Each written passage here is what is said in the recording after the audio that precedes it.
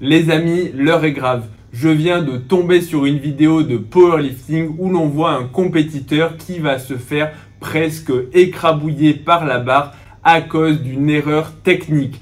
Et vous allez le voir, cette erreur est vraiment improbable.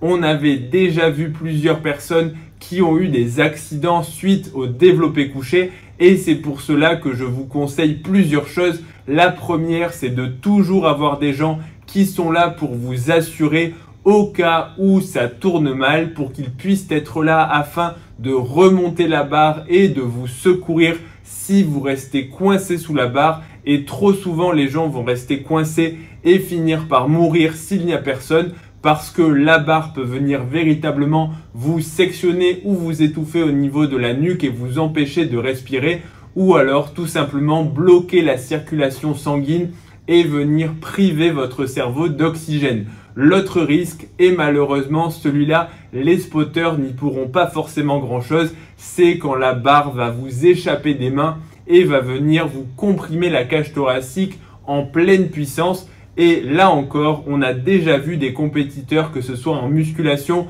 en powerlifting ou autre, qui ont eu de sérieux dégâts, voire parfois le décès. En effet, le fait d'avoir une barre lourde qui vient s'écraser sur votre cage thoracique, ça peut causer des dégâts au niveau des organes internes qui peuvent être catastrophiques.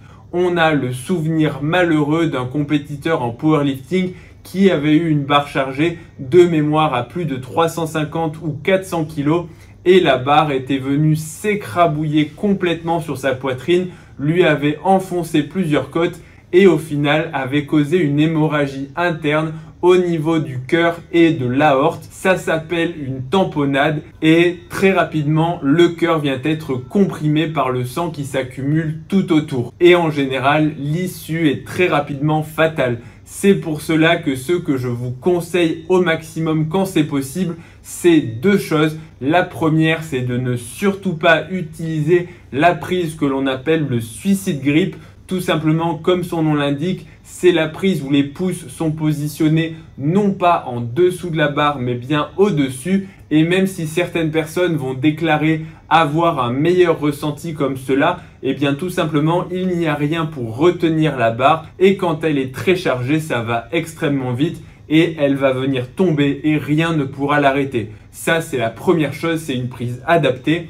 Et la deuxième chose, c'est tout simplement d'utiliser quand c'est possible, et effectivement lors d'une compétition de powerlifting, ça n'est à ma connaissance pas possible, mais c'est d'utiliser des sécurités qui vont empêcher la barre de descendre en dessous d'une certaine limite. Il y a deux avantages à ça. Le premier, c'est que tout simplement la barre ne pourra pas venir vous comprimer, ou en tout cas pas de façon majeure en s'enfonçant littéralement dans votre cage thoracique. Et la deuxième, c'est que si vous êtes tout seul, eh bien elle ne pourra pas venir non plus vous bloquer la respiration, vous coincer dessous et tout simplement faire que vous allez mourir de façon lente et de façon atroce si personne ne peut venir enlever la barre.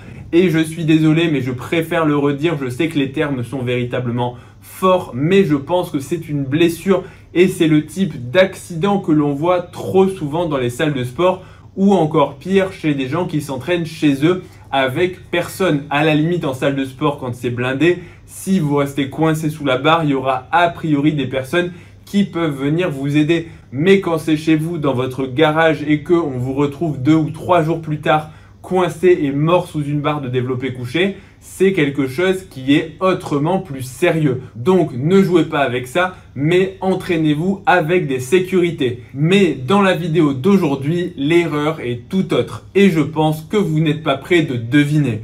On disait jusque-là que la musculation était un sport de personnes, je ne vais pas dire débiles, mais on va dire de personnes assez peu intelligentes.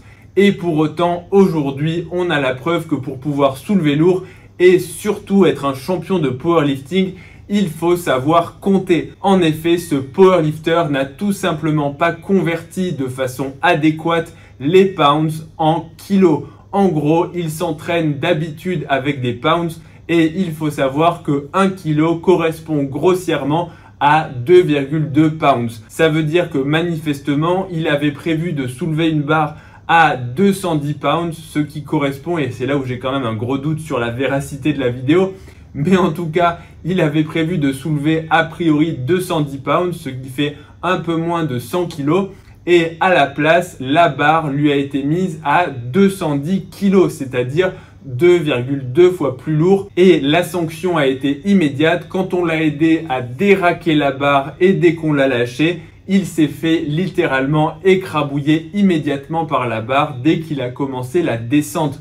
Tout simplement parce que quand vous mettez une barre qui est 2,2 fois plus lourde que ce que vous avez prévu de soulever, typiquement ce serait au lieu d'une barre à 100 kg, une barre à 220 kg, eh bien vous vous rendez compte que ça ne pardonne absolument pas. Donc trêve de plaisanterie, je suis assez dubitatif sur cette vidéo. J'ai quand même un petit doute sur la véracité de la cause de cet accident. Est-ce que véritablement une personne peut se tromper à ce point dans la conversion entre des pounds et des kilos? Alors bon, je sais que c'est justement, ça a été relayé parce que justement c'est absurde et parfois les erreurs absurdes peuvent arriver, mais là venant d'un powerlifter, on peut quand même penser qu'il sait que les pounds et les kilos c'est pas pareil, mais là encore qu'il ne se soit pas rendu compte en déraquant la barre qu'il y avait quelque chose d'anormalement lourd sur cette barre. Mais là encore, quand on est aidé par d'autres personnes pour déraquer et que on retient la barre quand elle est en position avec les coudes tendus, c'est-à-dire là où il y a le moins de tension musculaire puisque la barre repose uniquement sur les articulations bras tendus, on peut éventuellement, sous l'effet de l'adrénaline, sur le fait que peut-être c'était sa première compétition, qu'il était stressé et qu'il n'a peut-être pas pu réagir à temps, il s'est dit bah non quand même ce serait pas une erreur aussi grossière, c'est peut-être juste le stress, et en commençant la descente, et bien là il a malheureusement bien senti les 220 kg sur sa poitrine. Donc quand la vidéo s'intitule qu'il a oublié de convertir les pounds en kilos et que ça l'a presque tué, c'est quelque chose de véridique. Quand on voit la vitesse à laquelle la barre de 220 kg vient s'écraser sur sa cage thoracique, c'est quelque chose d'extrêmement brutal, surtout vu son gabarit, il est quand même relativement fin. Donc la conclusion de cette vidéo, la première, c'est qu'il ne faut peut-être, et je mets de gros guillemets, il ne faut peut-être pas croire tout ce qu'on voit sur internet, parce que j'ai quand même une petite part de moi qui me dit que cette vidéo est peut-être fake,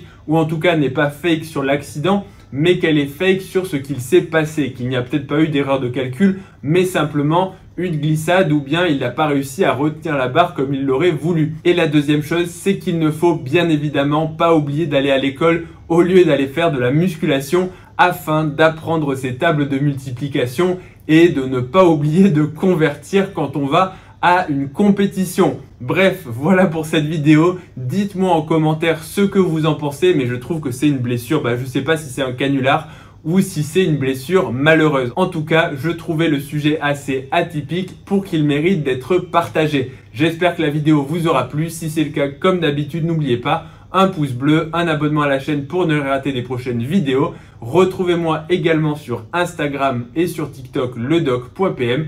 Et je vous dis à bientôt pour la prochaine vidéo. Salut à tous.